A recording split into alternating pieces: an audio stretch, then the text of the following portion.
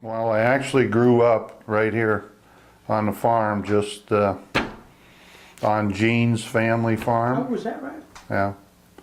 And that's how I got involved in racing was, you know, every minute I could sneak away from the farm, I'd go up to the garage, which was right there where Chevy's is now, and that's how I got involved in racing. Jim always needed some help, you know, it was either labor or money, one or the other. About time I graduated, or after I graduated in '64, that somehow I got away on a Saturday evening and I ran up to Jim's and I rode in his race car over to Stateline. I rode in the race car. And while he's towing it. Yeah, towing it. Perfect. And that's when I first found out how much noise and vibration a race car makes. Because we went to Pittsfield and then up and went up Page Hollow Road, which back then was a dirt road. It was flat towing. Yeah, flat towing. And that thing made noise and vibrated and bounced around. He had a little seat that was only about... Old bomber seat, yeah. Well, no, it wasn't very wide at all, I know. And he told me, you know, keep your damn hands off the steering wheel, because he was flat towing, and I could have... I wished I had that to do over again, because I'd steer him around a little bit, but that was what I remember as my first trip to Stateline. You didn't have any, yeah. You had no racing experience at all. No, and you showed up into the top class. What was your first race like? Do you remember the very first time you had to drive a race car? Excitement. Yeah. Excitement. Scared? No, oh no. Not scared. I don't ever remember being scared in a race car. Not scared, excited.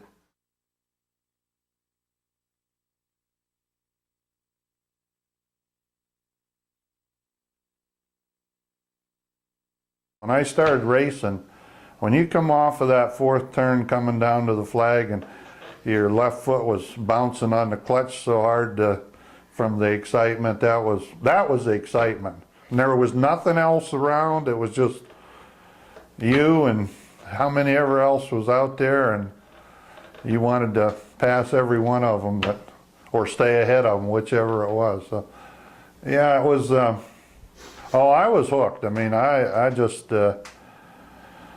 I do remember that. I remember the excitement. I don't know if it was the first time we went up there or not, but I'd unloaded my car and was there by my car, and this guy walked over to me, and I knew who he was from Stateline. It was Frank Ruman. And I thought, wow, you know, I'm being paid a visit by the king of the industry. Here's Frank Ruman is coming over to look at my car. And he walked around the car and he didn't spend much time looking at it, which, you know, I'm getting disappointed. And he walked up to me. I still remember his words today. What the hell makes you think you can drive a race car? And that was quite a, you know, I'm heartbroken here, you know, what? And well, 65, I don't know, I know I won a heat race or two and a semi or two. One semi that I should have won, Jim was in the same race, and he told me if I got the lead and he got it through the pack and was behind me, that he'd let me win the race. Not only did he go by me, but he hit me when he went by.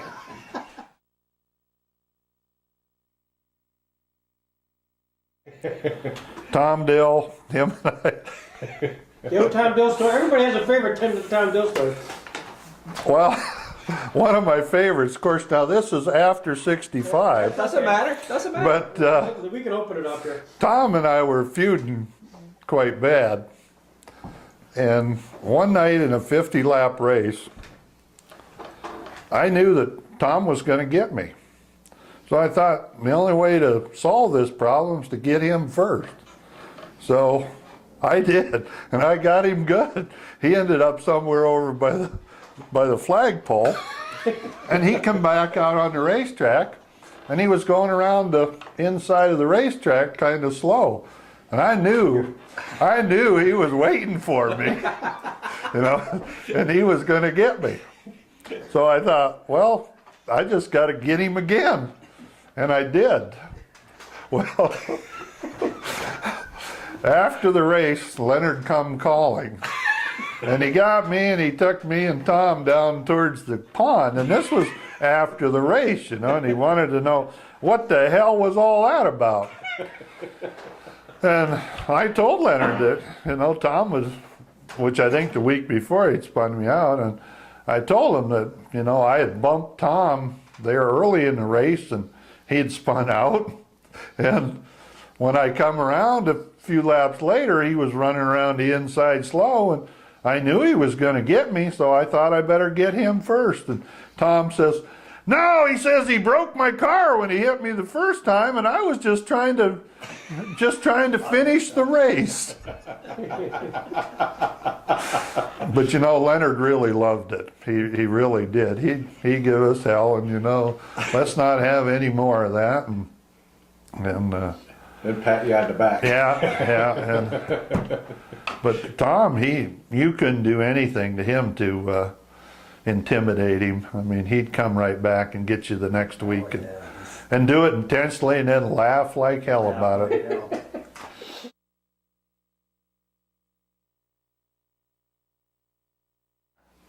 Ronnie, one night, we were racing at Wattsburg. Larry Parmenter owned it and ran it, and I was doing pretty good then. And I started behind Blackmer, and he wasn't maybe running the best right then, and he said to me in the pits, he says, damn you, you passed me tonight, I'm going to spin your ass out. Well, I passed him and kind of laughed when I went by him, but I wasn't laughing in the next corner. He spun me out. Then he had the nerve to try to tell me it was an accident. He come over after the race and was all embarrassed, and you know, I'm so sorry, Dave, I didn't mean to do that.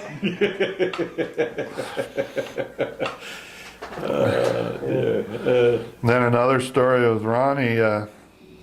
Ronnie would build those sportsmen, and you know, he won everything with them. If he didn't win, Jay Pilar did. And Ronnie sold a sportsman to some guys in Union City, and they got me to drive it for him. And first night out, we blew the engine and had some engine problems, but finally got an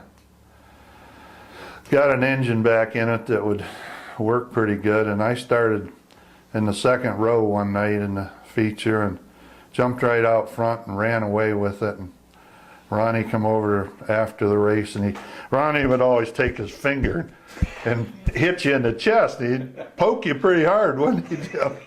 And he called me a few names, and he says, I'll never sell another race car.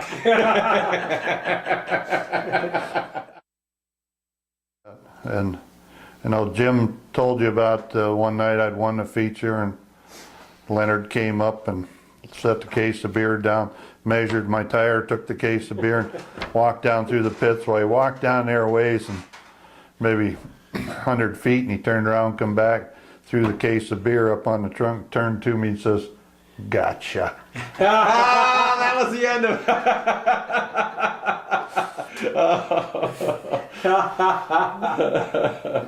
Oh, geez. You were mad. Oh, I was mad, you know. And I think if one of my crew members hadn't stopped me, I would have had a hold of Leonard. I don't know what would have happened, but I was mad, and he was just jerking my chain. Yeah.